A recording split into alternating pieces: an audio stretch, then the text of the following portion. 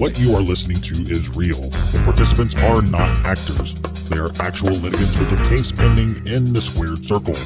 Both parties have agreed to dismiss their cases and have their disputes settled here in our forum, the Turnbuckle Debate.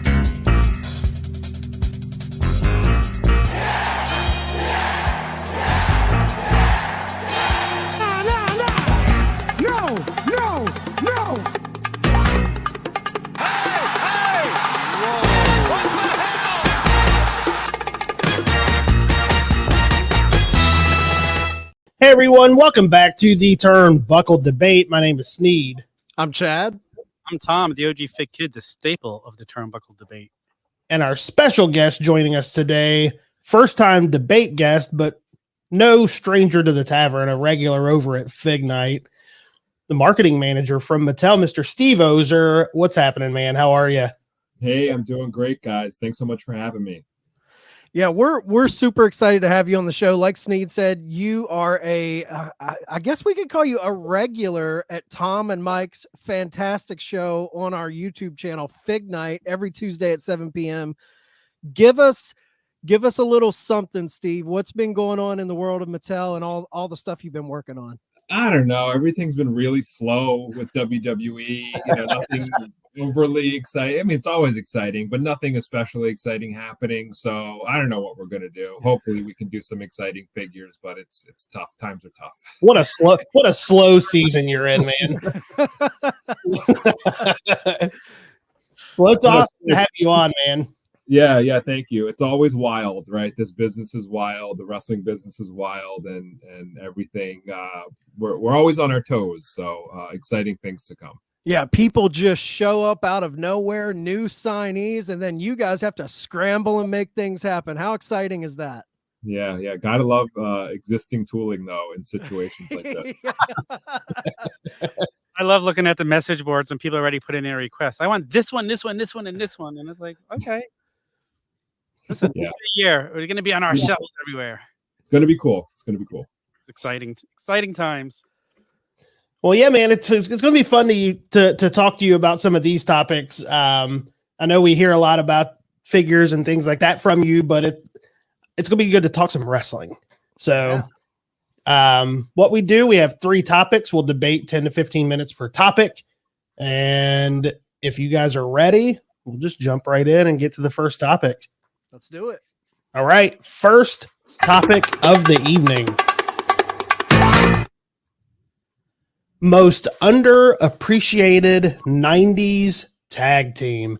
90s was a hotbed for tag team wrestling, man. There were so many good ones. Who is the most underappreciated? Wow. This was I'll jump in. I'll start this one because I was thinking about, the topics. I don't know if I'm supposed to reveal that or not, but I knew the topics. And, when you talk about 90s tag teams, Jesse Ventura would say that the Rockers were the tag team of the 90s, right? And I think we love them and they're held in high regard, but I would say they're underrated because they were never tag team champions officially. Right. It is insane to think about because, not to throw shade on any other tag teams, but there are some lesser tag teams that have held tag team gold in WCW and WWE specifically. And you have to think like if the Rockers were in an environment like today, that they would be multiple time tag team champions. That's a good point. Yeah, definitely. It's crazy that they never held tag titles. When I was a kid, they were like, I was kind of like, the Rock and Roll Express were just a little bit before my time. And the Rockers were like right when I was a young fan and I loved them. And I think as a kid, you don't really track who's holding what titles when, at least when you're like 6, 7 years old. But looking back as an older fan, I'm blown away that they never held gold. It's crazy to me. They really were a precursor for a lot of the teams we see today. And you don't even realize it. Like that's a trailblazer. What tag teams did what they were doing at that time? And that's like, it's nobody really. Yeah. I mean, as we see pictured here, I was a huge fan of the Nasty Boys. Oh, yeah. They had a couple of tag team title runs though in WWE, and they were all over the board pretty successful. But and we see the Smoking Guns down here. I don't know if I would really say underappreciated with the Smoking Guns. I don't know, man. I think they kind of were underappreciated a little bit, I think.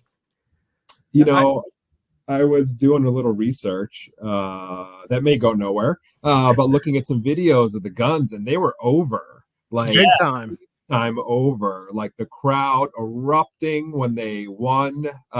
So it's like, I think sometimes when we look back with our sensibilities now, but in the moment, like, some of these teams that we might talk about, like, were just like insanely over, and they had the crowd eating out of the palm of their hands. And you got to think the Guns had Sunny with them too. Yeah. They had what was she, the most downloaded woman of the 90s or something? Like, I think that was, yeah. I mean, I know Sunny these days, she's not having the best of days, but I mean, back then that was a huge feather in your cap to have her with you. Speaking of Sunny, I'm going to say a little bit of a shocking one. I'm going to say LOD was never appreciated in WWE as they should have been. I used to watch AWA, NWA as a kid just for the Road Warriors. And I just felt like they never got the push in WWE. I felt like Vince took them as a joke, giving them Rocco. First, they didn't have Paul Ellering with them. I feel like they deserve so much better than they were treated in WWE. They definitely weren't the Road Warriors. No. I mean, I liked them. I had the foam shoulder pads. Like, I liked them as a kid. I was not a fan of LOD 2000. Speaking of when Sunny was with them, but I really liked the early version of WWF Legion of Doom, but Road Warriors were untouchable. Yeah, super intimidating. I remember the Spike incident with Dusty. Oh yeah, like with scarring. I was like, I don't think I want to watch NWA. But I think maybe a victim of the times and the environment of WWE at the time once again, right? Like, really, like, you think of top teams in WWE, you think the Demolition Run, of course, as tag team champions, especially when they were, faces. And then LOD, I mean, kind of up there, the same. Also, the business was starting to trickle off a little bit at that point when they had arrived in the company. I think WWF had already probably peaked. But, what else could they have done at the time? But now you take that first year of WWE, LOD, and put them in today's environment, and I think you have, like, main event team, whenever needed, a little bit different. Not that they weren't, but like certainly like it was a step below like the Hulk Hogan and Ultimate Warrior level talent of the world, unfortunately. It also makes you wonder, you hear what Vince thought of tag team wrestling. I don't know how much truth there is to it, but if it's the truth, he might have not wanted them to get over in the main event, because they could have been main event players. Animal and Hawk, they're my favorite tag team of all time, with FTR sneaking up right behind them. Love FTR, but they're so toyetic. They're so everything about them, their presentation, their promos, like there'll never be another tag team like LD. Like, I love Demolition, but there was no doubt Demolition was, hey, this is our version of the Road Warriors. And then we got Powers of Pain, and it's like, okay, this is another version of the Road Warriors, until we got LOD. Yeah, I think LOD would have went a lot further in WWE if it wasn't for kind of their own personal demons outside of the ring that maybe would have held their career back a little bit. For me, most I have three teams that kind of came into my mind. One of them, the hardcores will get, but it's a bit of a deep cut for casual fans. Their big run was All Japan, but we all know them for, one of them being a part of the Fabulous Freebirds, and then Dr. Death had his run in WWE and WCW. But I have the Miracle Violence connection, man. They had a run in WCW. I love them. Big, heavy hitters, Terry Bam Bam Gordy, Dr. Death, Steve Williams. Yeah. Love that team. Nasty Boys is another one, another big one. And when I think underappreciated, I think Nasty Boys were definitely over as heels, whether it was in WCW or WWE, but I'm thinking more like modern fan looking back. I feel like modern fans look back at them as like, maybe they weren't technically sound, they were sloppy wrestlers, but if you go back and watch some of those matches they had with Steiner brothers. They had the best brawling style of almost any tag team of the time. But my number one team, and this is a stretch because they ran from 89 to 91. It was a very small moment in time, but they were so dominant. Their presentation was awesome. And I think they're very toyetic, and they've yet to get a figure, Steve. Hint, hint. Here's that hint I was talking about. I have Doom from WCW, Ron Simmons, Butch Reed, with the black masks, whether it was Woman bringing them out or Teddy Long bringing them out. Their matches with the Steiner brothers, incredible. I mean, they were one of the scariest tag teams to me. And if they would have had a 5-year run, I think they would be looked at as legends. So I have Doom as my most underappreciated 90s tag team. They were great. I think in the moment, it even seemed like they were around for a short period of time, right? I think sometimes when we think of some of these names from the past, like sometimes you think they were around a long time and it was like they were around a year. But Right. like Doom had like a 1 to 2 year run, right? But it seemed like they were just gone in the flash of an eye. But when they were around, like you knew they were dangerous. So yeah, to your point, I think if they would have lasted a little bit longer, like they'd be up there when we're talking about Road Warriors and Demolition and Steiner Brothers for sure. And yes, I wish we had Butch Reed under a deal, and there'd be natural Butch Reed and Doom figures out. But very very cool team, and I wish we could have seen more of them.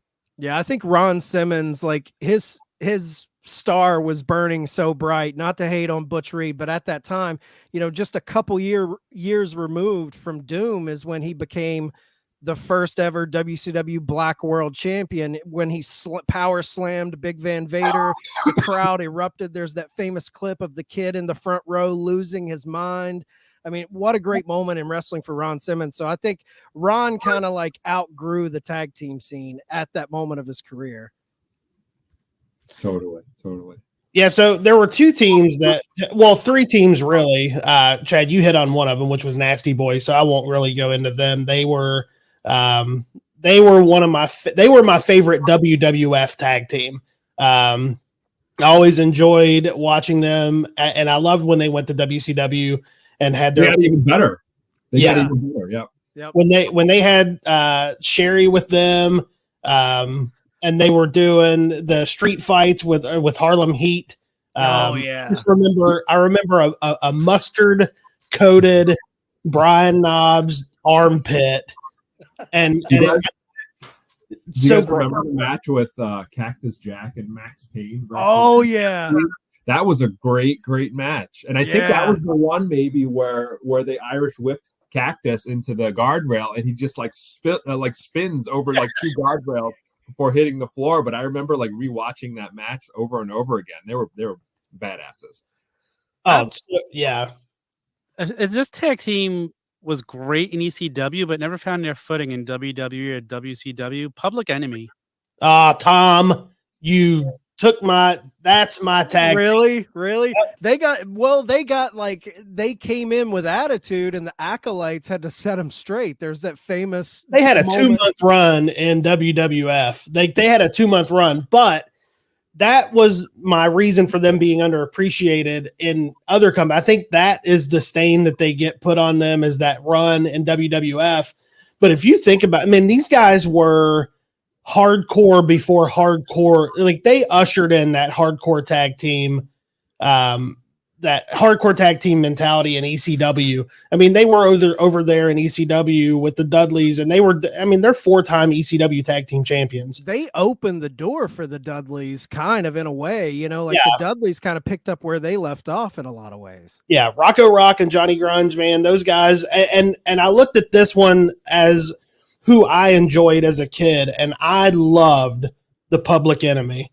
They were one of my favorites, man. I always wanted the hockey jersey that they would wear to the ring. Like they were, I really enjoyed them, and I thought that they were super unappreciated, and the stain that they get put on them from that 2-month WWE run it was awful. for those guys, I think about them, and I just rewatched that match recently, where they, got the crap beaten out of them by the acolytes. But I think they were a victim of not having Paul book them anymore, right? Because Paul is, famous for being able to take everyone's strengths and just like put a spotlight on those strengths and hide all the weaknesses. And in both companies, WWE and WCW, like nobody was doing that for talent like Public Enemy. And once you stop booking certain specialty talent like that, they definitely lose some of the shine. But Paul just like accentuated all of their strengths and exploited them in a good way. And they were just unbelievable in ECW. Yeah. And that was the match with all the chairs being thrown in the ring, right? Yeah. Like what a moment. And that was just like, it just like fed into the characters of all four of those guys at the time. You couldn't have asked for a better environment than ECW for someone like Public Enemy. Yeah, man.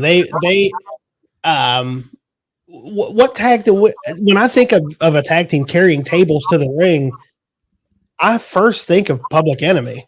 I don't think of Dudley's first. I always think of Public Enemy bringing the table to the ring. Yeah. Another Another team, real quick. I don't know if you guys thought of these guys. They get a lot of heat for just being kind of a step above a jobber tag team. But to me, early 90s WWF, this team had one of the most brutal finishers. They were absolutely killing enhancement talent every match out. Beverly? The Beverly Brothers, dude. Beverly Brothers, man. They were so good. They were good. Yeah. I think WWF loved having like a technically sound tag team. Not that they couldn't brawl also, especially the thicker of the two brothers, right? But it's a bummer that they never went anywhere, and the tag team scene was really kind of like maybe dying a little bit, right? It wasn't as robust as the days of like two full Survivor Series teams of tag teams. I think those years it was like the Beverly Brothers and another tag team versus two more tag teams for Survivor Series. So it's a bummer, like things were on the downturn for them because they never got like the chance to shine like they possibly could have. But we never got those Hasbro figures. That was the ones I always was looking for. As a kid, you always heard the rumor that you were going to get Beverly Brothers tag teams, and we just never got them. How about a team that were, essentially a level above jobbers in WWE, and then going to WCW really got a chance to shine for their like brutality. Haku and the Barbarian becoming the faces of fear. Yeah. Like you couldn't take them seriously in WWE because how they were booked. You knew they had reputations, right? And you knew how good they could be, but you knew they were going to lose. But in WCW, when they came on, you knew you were in for a treat. And you were just going to get like, big guys slapping meat, as Big E likes to say, like great, brutal brawls, matches, power moves, and unexpected things that you would never have seen out of them in WWE. Steve, you're speaking to mine and Sneed's heart, because longtime listeners of the Tavern know that me and Sneed are high on Faces of Fear. Yep. We always joke around that at the Tavern, he'll always be Ming to us. He's not he's always Ming. I grew up with Ming, man. I get the history. I bow down to it, but Faces of Fear, Ming, Barbarian, I love that tag team. That's a great call. I can't believe they slipped past my mind. It's so crazy because one of the first things I remember noticing the difference between WWE and WCW is when I saw Haku over there, and I'm like, this guy's a monster here. Like, look how great he is. And then he came back and he made that Rumble appearance, and he kind of seemed awesome. And then they never gave him a run after that. I guess it was just as a surprise entrance. But yeah, he was the first thing where I noticed WCW books guys differently, and I like how they book Haku over there. What was so different because with Haku, he had the Hawaiian kind of wrap that he would wear to the ring, the colorful tights. He would wear the little headdress thing. In WCW, it was just wild hair and black tights. Scary type of dude. And his first run in WWE, he was with the Islanders, and he was what was his name? Oh, now it's slipping me. King Tonga. Yeah. Yep. King Kanga, and then he went on to become Haku. So that guy had many different iterations of his career. I think it's one of those things with him as well. You see it now in AEW when you have someone who is a little bit larger than an average person. They look bigger than a lot of the roster, right? Because you have like smaller guys, slimmer guys, and in WWE, WWF, Haku was not a giant, right? No. By our standards, he was a huge, massive human being, but by Yeah. WWE standards, he was normal. But when he went to WCW and worked with a lot of guys who were smaller than your typical WWF guy, like he looked like an even bigger monster, than he could have appeared in WWE. So that definitely helped him. Definitely. What's the T-shirt say, Chad? That we have? It's Ming or go F yourself. It'll always be Haku to me. Yeah. You can be wrong. Constant battle. You can be wrong. It's all good. The only other tag team that I had, and it was real short, was The Ding-Dongs. for the reason. Yep. Bingo. The Malkies. No, it was the Hollywood Blondes. Just because we had Pillman and Austin together, and yeah, incredible. yeah. Those- Great stuff. Yeah. What else can you say, right? They're just awesome on their own, awesome together. It probably could have gone on for a long, long time. yeah, And, we didn't and, have and it the very thing I long. love about the Blondes too, like when you look at where their careers went, with Loose Cannon and with obviously Stone Cold, it's one of those things, unless you were watching at the time, if you were to tell a new fan, like, hey, these two guys at one point in time were a tag team, you'd be like, that seems like the Odd Couple to me, but it worked so well at the time. It just fit. All right, guys. Anybody have any final thoughts on underappreciated tag teams before we move on? I feel like it's like when you get guys around talking about their favorite sports teams, we could just sit here all day and throughout the meeting and talk about it. I mean, we could throw out tag teams all day long. All right, we'll move on to the second topic of the evening. Does Peacock elevate WCW's legacy, or does it lower WCW's legacy? Man, okay, so I've never been a WCW guy, but I've felt like WWE has never done anything to elevate WCW, even after purchasing them. Like I don't know why. Like anytime Vince signed somebody from there, I always felt like he made them struggle. He punished them for not being in WWE. Most guys, look at Goldberg's first run in WWE. It took Like- Booker T a while too. It took Booker T. There's so many, and I don't think they've done anything to help elevate it. Like, and again, that could be like as Brian Myers has said, like he thought that was part of the reason the stage didn't get back because WWE has never promoted what WCW was. I'm kind of torn on this topic because I grew up on both products, but the area that me and Sneed are from, the house shows we got were WCW. So a little bit of my childhood heart will always lean WCW for that fact.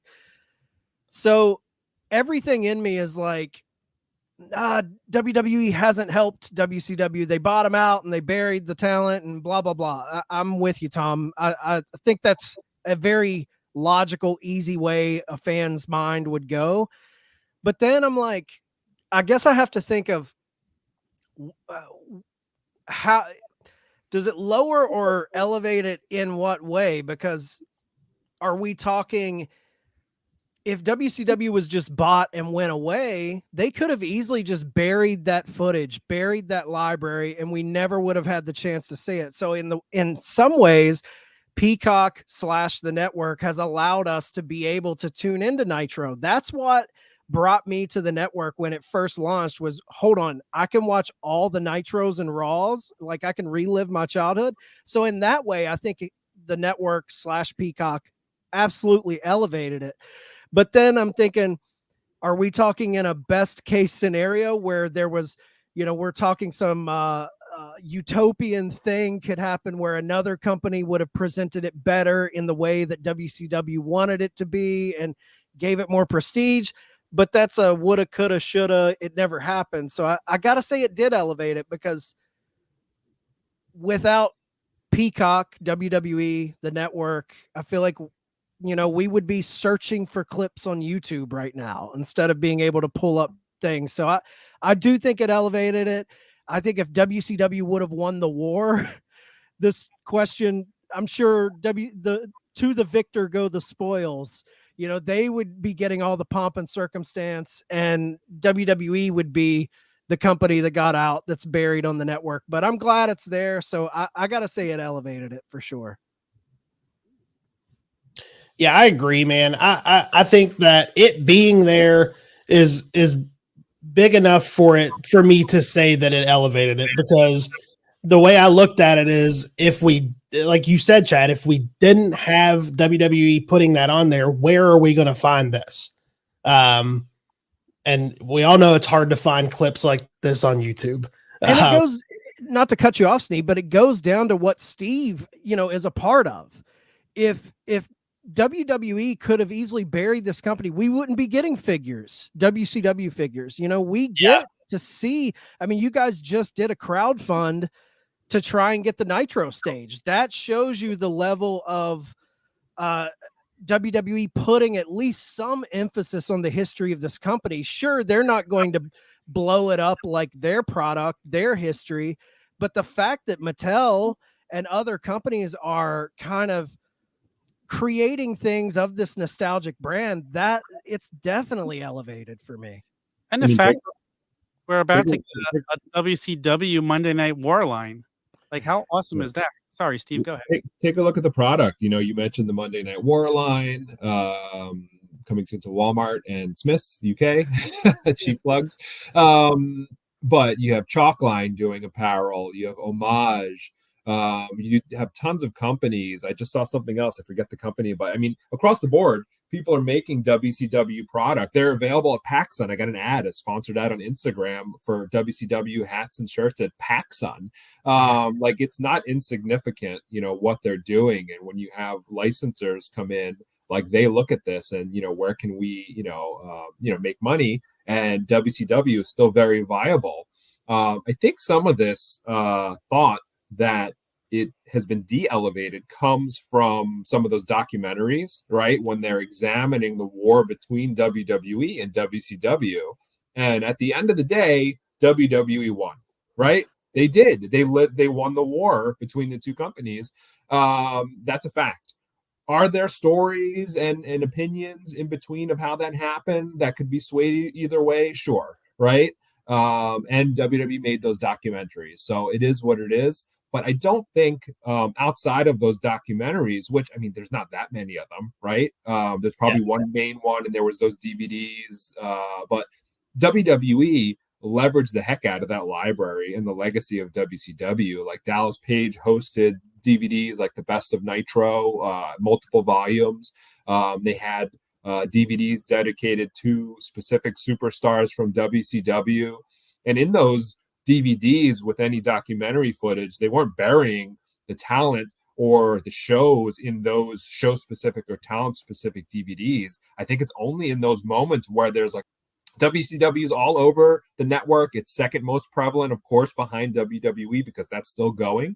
And I don't think that the greater fandom has swayed in a negative light towards WCW because of a few documentaries, right? I think we know everyone is very opinionated on things, and they look up things themselves and they form their own opinions, and they can't be told otherwise. And all that footage is out there and more, even beyond Peacock and WWE. So I don't think Peacock has done anything to harm it. It helped people's opinions and affinity for WCW. It's all available. Like, if we make a figure and they're like, what the heck is this Jake the Snake with gray tights? They can find, those matches on Peacock easily. Or why is Big Boss Man wearing black? I remember him wearing blue. Well, he was the boss in WCW, right? It's all out there. So I think it's done nothing but help. It's really those docs, and like, okay, they are what they are, and there's truth in the docs as well, but then there's the other side, and there's plenty of information out there and podcasts and everything else with people directly involved where they can share their side of the stories. Podcast was another thing that I was going to bring up. I don't know if Conrad Thompson would have a job if the network didn't have those WCW shows to go back to, with Eric Bischoff and Tony Schiavone, to go back and do the watch-alongs. Yep. And you think about it, if they really wanted to bury them, they wouldn't allow this stuff on a network. They wouldn't allow DVDs to be made. They would have bought it and you never would have seen it again. And that's not what they did, thankfully. I can just clear up a misconception about WWE's product attitude towards WCW. I've never experienced any resistance whatsoever, any swaying whatsoever about doing anything related to WCW. I've never been anything but supported. The Nitro stage, nothing but supported by WWE. The Monday Night War line, nothing but supported. Individual figures. Like, I've never gotten any pushback whatsoever or say, hey, focus on WWE. It's always been welcome. It's part of their IP, their library, their history, because they own so much. And they want to maximize it and deliver what people want to see. So if there's WCW fans out there, and there clearly are, they're going to deliver product and content for those fans. It's so true. Like, you bring up, like, it's their history.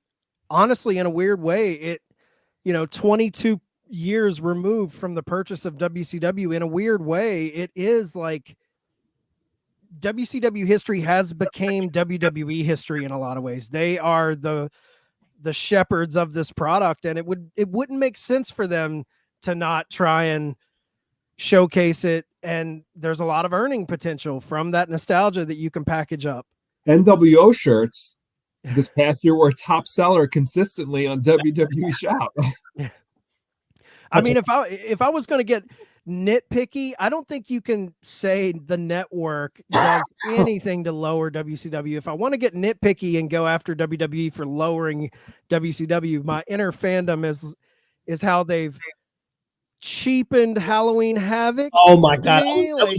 Swear to God, that was my next point. You cheapened Halloween Havoc. In a way, you kind of cheapened War Games for me a little bit, but that's me being a super hardcore nerd. But the network does nothing. But Halloween Havoc to me was like one of the premier events, and now it feels like an afterthought. But the two for me was Halloween Havoc and Great American Bash. That the PLEs that they did with those. Yeah, I mean, at least they tried the Great American Bash main roster for a couple years there. There's only so many, there's 12 months in a year, so you're gonna max out at 12, main roster PLEs, pay-per-views. I get what they're doing. You can't have them all as premier events. At least we get the wheel back, right? Yeah, that's true. The wheel. I'm still looking for that coal miner's glove match, though. Oh, please no. Oh man. All right. Anybody have any final thoughts on WCW's legacy before we move on? Go tune in. Everybody loves it. Yeah. The fact that I can still see the WCW block logo on packaging, that's enough for me, man. Yeah. Love it. All right, guys. Final topic of the evening. If his career stopped today, would Triple H be remembered for his in-ring or his front of office career? Which would he be more remembered for? Man, this has been one of the topics that like when you tell it to me, I can't get it out of my head. And I instantly want to say his career. He hasn't had enough time in booking yet. But then I think back to what he did with the yellow and gold and how he's made so many of the guys he made there beating both AEW and WWE now. He created so many stars down there. And for a style that I feel like these other companies like WWE, AEW definitely a lot more and way past what and NXT did, but it proved that there was that type of audience for a major promotion. So, I mean, I'm still going to give him the edge for his in-ring work because I was a huge Triple H mark. I think back to loving the first match. That's the first time he had a world title match on Raw going for it. And he just had so many close falls and he didn't get it. And I think it was versus The Rock, if I remember. Just what a great match. And he was so good in the ring. I think of him, when he was teaming with Austin and he friggin' blew out his quad and finished the match, but yet you could see it up his leg. This guy was such a trooper. He loved what he did. I'm going to just by a hair. I still have to pick in-ring career because I just love Triple H. He was a great heel. Think back to his return at the Garden after coming back from that leg injury. Like I don't know if his career gets enough respect on what it deserves from people. I'm with you, Tom. If this was his entire front office career, I think he's going to do a lot of great things for the company. I think Triple H has, you can say a mind for the business, but I think he has a true passion and love for it too. The documentary they put out, I think it was called Kingdom Come, really gave you an insight into like how much this guy loved wrestling growing up. It wasn't just a job. It wasn't just kind of a way to get his kicks. Like, this guy was truly passionate about it. And I think it showcased in the way he built NXT. Like you said, Tom, how many people did he have his hands in making a star? I do think he had a great supporting cast. I mean, he had Dusty Rhodes down there helping him. So I got to go in ring though. He is one of my all-time favorites of the Attitude Era. If we would have switched the first topic instead of underappreciated tag teams of the 90s and would have said most underappreciated wrestler of the Attitude Era, I think it's Triple H. He gets lost in the Rocks, the Stone Colds, even the Shawn Michaels, even Mick Foley, I feel like has this, deservedly so, this iconic like lore about him with the Hell in a Cell throw. But Triple H, man, Triple H, his in-ring career from the moment he stepped in and he was Hunter Hearst Helmsley to the game, to DX, to his run with Evolution, to the 2-man power trip, he is like, I think his in-ring doesn't get the respect it deserves. He married the boss's daughter. That's always kind of been like this cloud over his head a little bit with certain fans. I think NXT brought the respect to him from a lot of those fans that were hating on him for that, seeing like, damn, this guy's got a mind for the business. I think him overtaking the creative at WWE has been, I mean, the company's doing gangbusters right now. The business is hot as ever. And that's something to be looked at. But for me, in ring, man, I think he's a legend. Yeah, for me, and I don't know why this question for me was pretty easy. And what it boiled down to for me was moments. And when I'm remembering somebody's career, for me, it's about the moments, and those moments come with your in-ring career. So for Triple H, not to take anything away from what he's done in the front office and his front office career, and obviously it's not over. He still has a lot of years left in front of him to run that front office and run creative, and he's doing a great job with it. But when I think about remembering a career, even with Vince McMahon, he ran, he's WWF owner, president, and head of creative. But when I think about Vince McMahon, I think about those moments, man. It's so true. I think of Mr. McMahon, and he built everything that we love today is because of Vince. And I still think of like the bang gun with Steve Austin. I still think of all of the horrible Stone Cold Stunner he took. Like, I still think of those moments. So it's those moments for me that made it easy for me to pick, because with Triple H, there's so many good moments and there's so many things that happened in front of the camera that make me remember his career. Like I said, not to take anything away from his front office career, but man, that his in-ring career, those moments, so good. I think Triple H is not yet synonymous with the creative of WWE, and especially the changes that have happened with the creative in WWE. Even though he's been doing this for a long time now, when you sit back and look at it. But a lot of that time, Vince McMahon was in the picture. So I think up until maybe just a few months ago, people still had synonymity of Vince McMahon and WWE creative. And now we know that Vince has stepped aside from that, and Triple H is fully in charge of creative once again. So I don't think he's had a clear runway, a completely clear runway to just be the guy in that position. And his legacy is so great in ring that, what he's doing currently and the last few years, like, there's no way to overcome his in-ring legacy yet. I think he's going to need to do this for a while. And we're also slanted in our opinion because we're a little bit on the older side of things, still very young, but a little bit on the older side of things. But if you look at younger fans who probably only saw him wrestle once a year, they may say, maybe, known for creative. But I think for anyone of our generation, you'd have to lean towards in ring because, there's a lot ahead of him where he's going to have that clear path to shape the future of this business. And then, we'll come out of that after another decade or so and maybe have a different story to tell. Jack, go ahead and put it on the calendar for 2033. We'll revisit this topic. I think it'd be a good one. Show us with our walkers hobbling to the computer. 10 years? Come on. A little more. At this rate, who knows? Tom will be in his 70s. Yeah. I'll be close. He'll be knocking on the door. I'll be knocking on the door in 20 years. Man, it does seem, I think, Steve, you're right. Like, we're of that generation where we're going to remember him. But the younger fans, like you said, if you're only seeing him come out and do the Undertaker spot, having his match at Mania, maybe, yeah, and you're seeing kind of the upswing of the product from, garnering all of this young talent at the PC, bringing it through the black and gold NXT.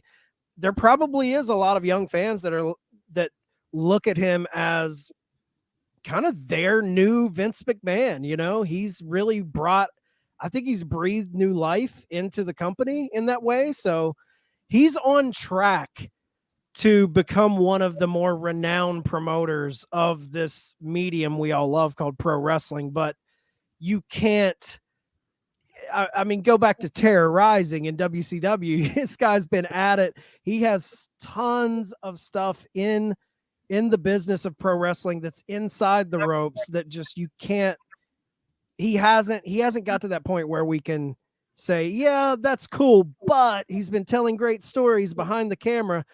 He'll always be King of Kings, the Game, Cerebral Assassin. I love Triple H. Yeah. Because Sneed, you said it's all about the moments. And, I think when you say Triple H to us, we might think of the crotch chop or the King of Kings entrances or, Conan the Barbarian type entrances or whatever, the sledgehammer. But I think for kids, they think of the point picture, right? Like, the new NXT champion. It's probably the person they think of when they think of Triple H. So true. The point picture is the new crotch chop. It's so true. One of the big ones for me when I think Triple H that just it speaks to my heart, I think Motorhead. Being a rock and roll guy, I think Lemmy. I think when Motorhead played him to the ring, I forget which Mania it was, but that close relationship. He was even rocking the Lemmy chops for a big portion of his career. Yeah. So he always got respect points by being so friendly with Lemmy and Motorhead for me. 17 in Houston. What an entrance. He did it again. I think maybe 21. Yeah. Also. Yeah. There was a couple in there. And to think there's a kid somewhere that only remembers Triple H for a team in with Shawn Michaels against the Brothers of Destruction in Saudi Arabia. Oh, don't bring that up, Tom. Ugh. Don't bring that up. What a sour spot, man. Yeah. Good way to end it on a low. We were sitting here praising him, and you had to bring that in, Tom. Give me something, Tom. Bring it up. Bring up the mood here. I mean, next thing you know, you're going to be bringing in Katie Vick. Like, no. I'll think back how great that segment was when he was driving Stephanie around Vegas and they did the elopement. That's a legendary moment. You talk about moments, Sneed. That was a big one. Yeah. What a great story that was when you think back at it now. Like, I just want to go watch it again. Like, that was just so great. He was. I know a lot of fans hated on it too because I guess some people thought it wore itself out, but even the Authority, there was something nice about him and Stephanie just reigning over the company for a few years. Like, I enjoyed that. That's the other thing I really loved was his interaction with Punk the first time around in that whole story. Oh, so good. Amazing promos in the ring going back, and one where they called each other Phil and Paul. Like, I just remember watching it like, oh my God, he said Phil. If we're talking moments, one of my most underrated moment is the Tourette's Gold Dust. I was in there with Triple H and Ric Flair. So good. And they broke Flair and H's character in there when Dustin broke their character in the ring. It was hilarious. They were great together. Yeah. Flair and Hunter. Yeah. I was at the Raw after WrestleMania in Seattle, and it was Triple H versus Hurricane, and Hurricane would come out with the gimmick mask from the shop, and he would pull it off and give it to a kid in the audience like Bret Hart's classes. And Flair comes over and rips the mask off the kid's face and stomps on it, and the kid's crying. And then, like, I think Lillian Garcia picks it up and gives it back to the kid. And it's all crumpled like this now. And the kid's wearing it and crying.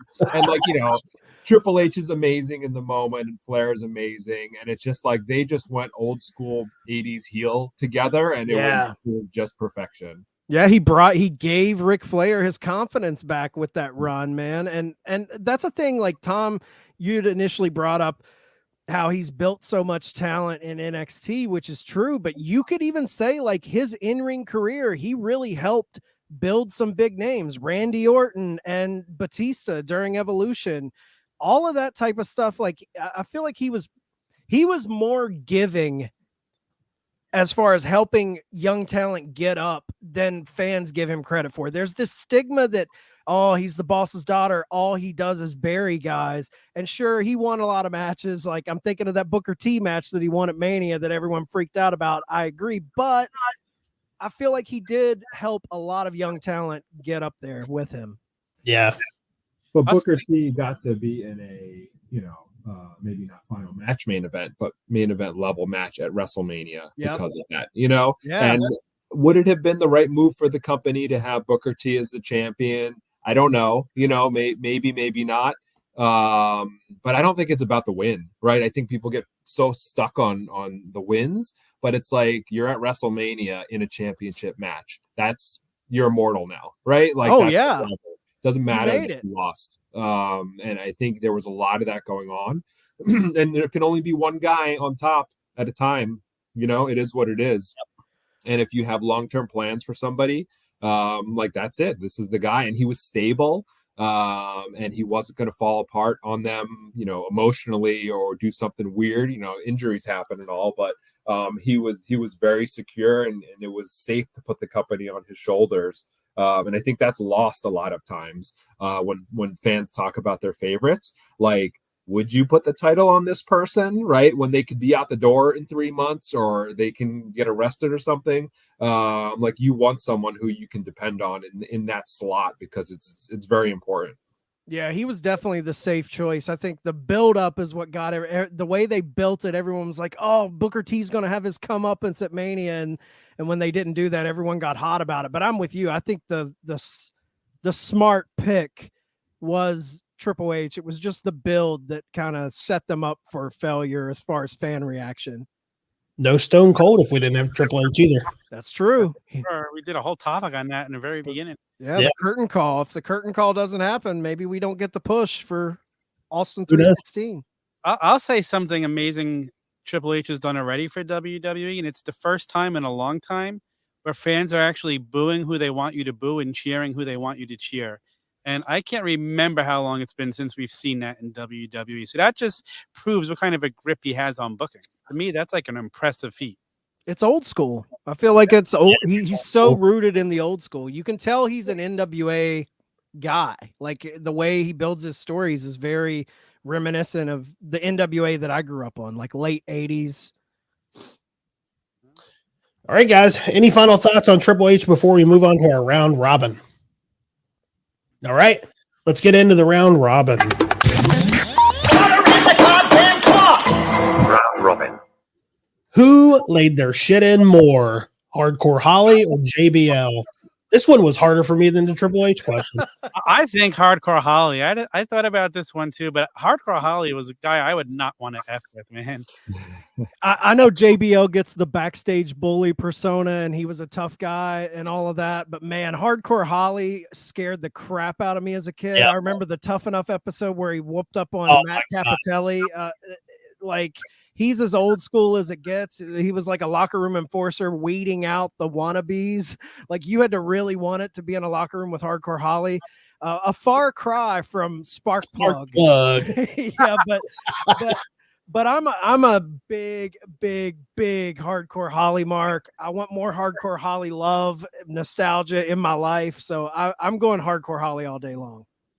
Yeah, I don't think you hear a lot of stories of JBL or Bradshaw of people being uncomfortable in the ring with him, right? Yes, to your point, backstage reputation. But Bob, like people were like, he hurt me. Not always like injured hurt, but like, you know, it hurt to get clubbed across the back with the forearm from Bob Holly in a way that it doesn't from somebody else. So yeah, I got to go with hardcore. Didn't he rip his arm open during a match and continue and ended up having to get like 50 stitches or something like that?